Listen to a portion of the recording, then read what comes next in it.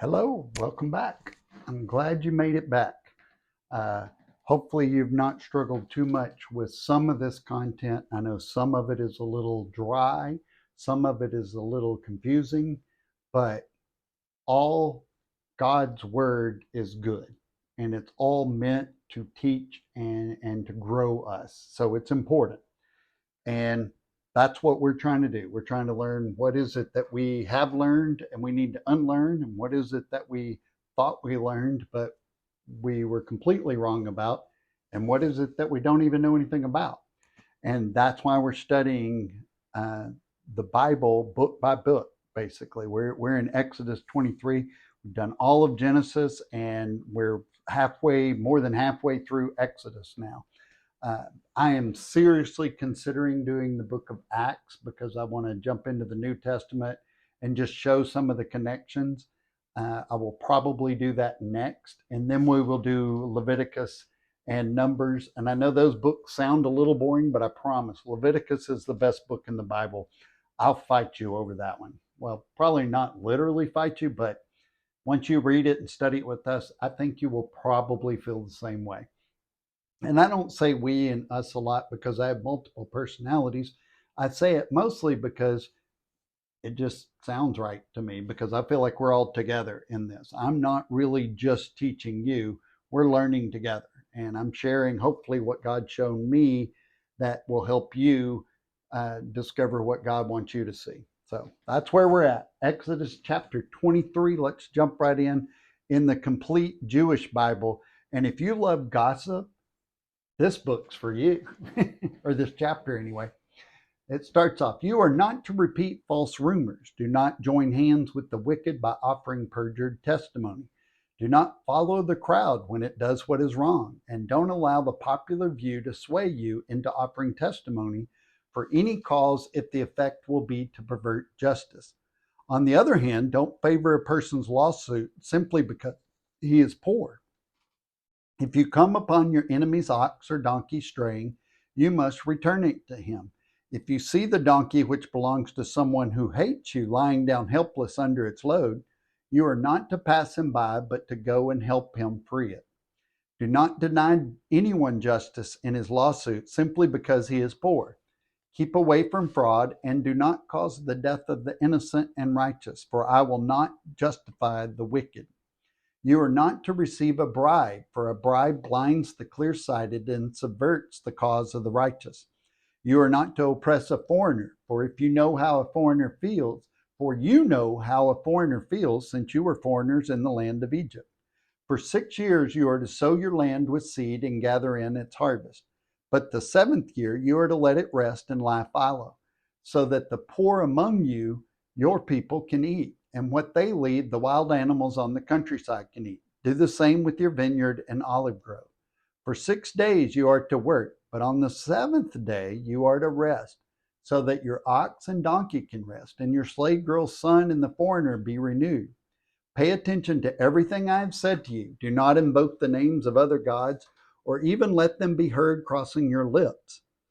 3 times a year you are to observe a festival for me. Keep the festival of matzah. For 7 days, as I ordered you, you are to eat matzah.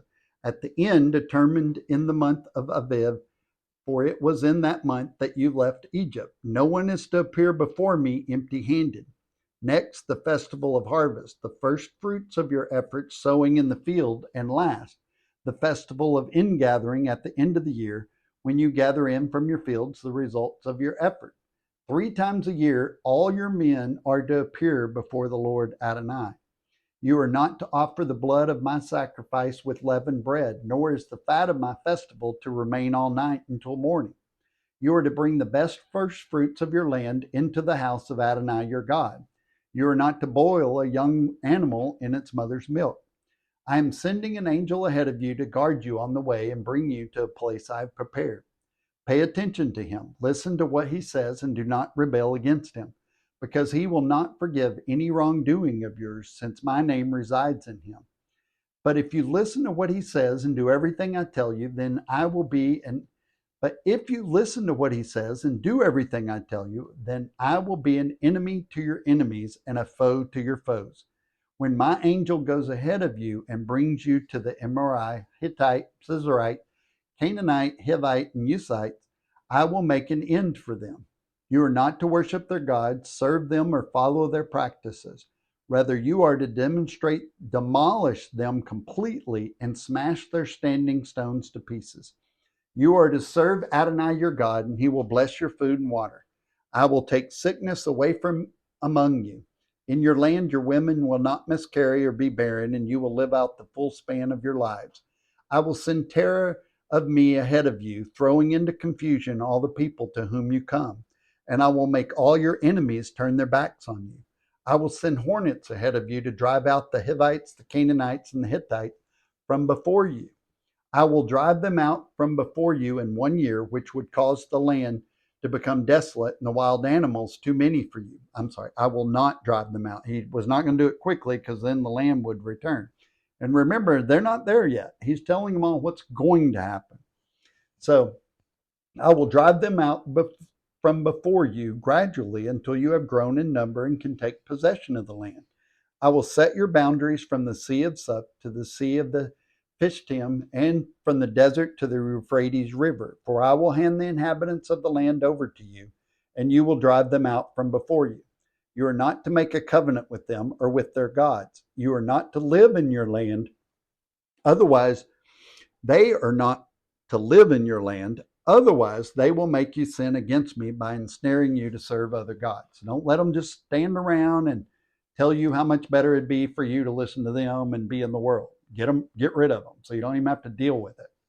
So these verses really refer to judicial integrity, not as much for gossip, but the behavior of witnesses, judges, and parties. If you're involved in any way, you're supposed to tell the truth, basically. Don't allow what is popular to become what is right. That's an American tradition. If it's popular, we call it right, and we move on, even if God said it wasn't right. God is speaking against political correctness, favoritism, tolerance and appeasement and denial of evil, and the end justifies the means mentality of, we know this is against God's law, but it serves a purpose. I want to do this. That's why we're doing it. This list of laws ensured division.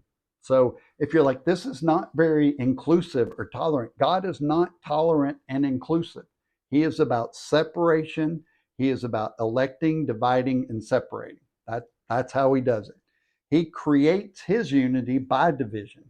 He sets up dividing lines. You have to choose. You're going to be on one side or the other. You can't be in the middle. Man is given free will to stand on one side or the other. If he stands on God's principles, he has unity with God, but conflict with man. Trust me. The reason that Israel has always been a target and pretty much always will is because they've dedicated themselves to obeying Jehovah regardless of the consequences. Most of us, it's like, well, I didn't say anything because they get mad at me or she'll yell at me or something. Most of us know, well, some of us know, Israelites all know that people are trying to kill them because of their stance on God. It's not really any more complicated than that. Are we willing to do that? The goal of the church is to make the church as close and as attractive as the world while still maintaining this little hint of religiousness. And God's not about that. He never said, I want you to look just like the world, but still be righteous. That's not a thing. The majority rules have really replaced God rules. I know this. I've been in a church my whole life, but recently in church, I've tried to change some things, and that was not okay. They preferred the world's rules or majority rules over God's rules. So tolerance has replaced our obligation to discern between good and evil. I can't even say what's good or bad. It's like, well, God said it. That's what I'm going with. Christ said, take up your cross and follow me.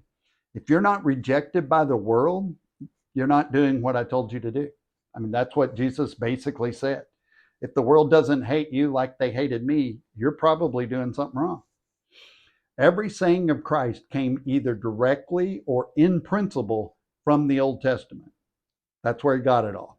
So in verses 10 through 12, we see the principle of the Sabbath. Oh, that came back again. I thought we didn't have to worry about that. Why does God mention it so many times if he doesn't care about it? We see the Sabbath principle applied to years.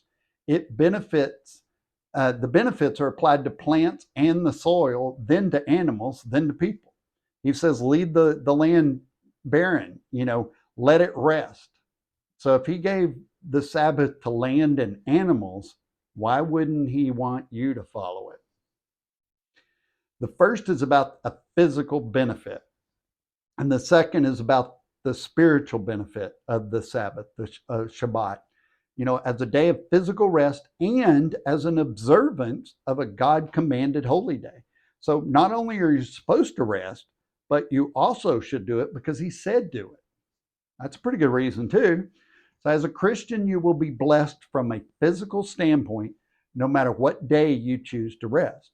But there is only one day that brings the spiritual benefit, and that is the day the Lord set apart, the seventh day called Shabbat. So you can pick any day you want to rest and you'll benefit from that, but you won't get the spiritual benefit for any day other than the seventh, Shabbat. So verse 13 through 20, Jehovah is dealing with how man is to relate to him. The Hebrews are just like us. They're looking for loopholes. I've said that a few times. Is it an image of God if I have a statue or a painting of Christ? Do I tithe on my net or my gross? We get these questions all the time. I'm trying to find the line that I can kind of follow the law, but not really. Worshiping God is the same thing as watching someone else sing, or worshiping God is not the same thing as watching somebody else sing a worship song. That's great. I love CeCe Winans. She could sing anything and I would love it. But that's not me worshiping. That's just her singing and me listening, unless I'm in a worship mode at that time. But God makes it clear that the Israelites were have nothing to do with other gods, period, nothing. So in verse 14, the Hebrew religious calendar is set up. The first pilgrimage feast for the matzah occurs in the spring to celebrate God's deliverance from slavery. The second pilgrimage feast, meaning you got to go to the temple, Feast of Weeks or Shavuot, occurs 50 days following the Feast of Matzah to celebrate the second harvest of the year. Christians call this Pentecost. Now the third is the Feast of the Ingathering, Sukkot, or the Feast of Tabernacles. Sukkot is a fall festival or feast, and it represents the last of the harvest. And remember, they're still in the desert, so they're not harvesting anything. God's setting the pattern. He's starting to tell them about it. It's kind of like when you were in school and your algebra teacher said something. It's like, when am I ever going to use this? Well, you didn't know years later you were going to use it. Hopefully use algebra. I don't know. So we have men's appointed times and we have God's appointed times.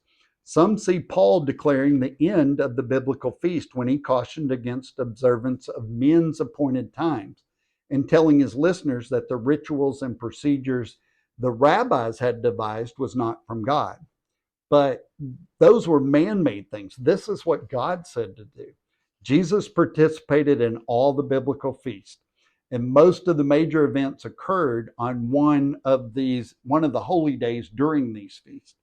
Yeshua died during Passover. He was raised on first fruits, and God sent the Holy Spirit on Shavuot. You may not have ever even heard that before, but that's why they matter. That's why they're still important. The last half of verse 16 is kind of strange. You're not to boil a child in his mother's milk. As a tradition, Jews took this to mean not to serve meat and dairy products at the same time. That's a kosher food rule. It's a rabbi rule. It's not a God rule. But at the same time, this was something that pagans did. That's why God forbade it, because he said that was basically just doing pagan worship. They would boil an animal in its own mother's milk as a way to satisfy this God thing. So he said, don't do that. Now, verse 20, the tone kind of changes. He's going to send an angel to prepare the way. They are to destroy the idols and smash the stone altars and monuments. He's like, don't leave it around. Don't have a Buddha somewhere. Don't have another kind of idol thing or a Ouija board or Allah or any of that stuff around. He's like, get rid of all of it. I don't want it anywhere. And if they will serve him, he will make them fruitful. He'll keep them well and make them multiply. That's what he says. If you'll do that, I'll make you well. I'll make you fruitful. Verse 29 says God is going to have Israel take over at a rate that they can handle. Like if somebody gave me 10,000 acres, I wouldn't be able to handle that. It would take me years to figure out how to deal with all of that. So he's giving it to them slowly, driving people out slowly so the land doesn't just take them over. Verse 31, we're given the boundaries of the land. This is a very large piece of land, and Israel has never fully possessed all of this land, even now. No peace treaties, no buying land, no appeasements of any kind. This was God speaking. If Israel allows these tribes to stay, they will make you sin against me, is what he says, by ensnaring us to serve other gods. If we hang out in it, we're going to fall victim to it. God's like, no, don't do that. Get them away from us. So when Joshua was leading Israel, they made treaties. They allowed intermarriage, practiced tolerance, and Israel suffers from this disobedience to this very day. One of the reasons they haven't occupied all the land and they don't have peace and fruitfulness in the land is because they've not honored what God said to do. The reality is that had Israel followed God's instructions when invading Canaan, there wouldn't be a Middle East crisis today, had they done what God told them to do. So that's chapter 23. I hope you enjoyed it. I hope you got something out of it. Read ahead, chapter 24, and some of these will make a lot more sense to you as we study. So God bless. Share this with a friend, and don't forget, love God, love people, and change the world.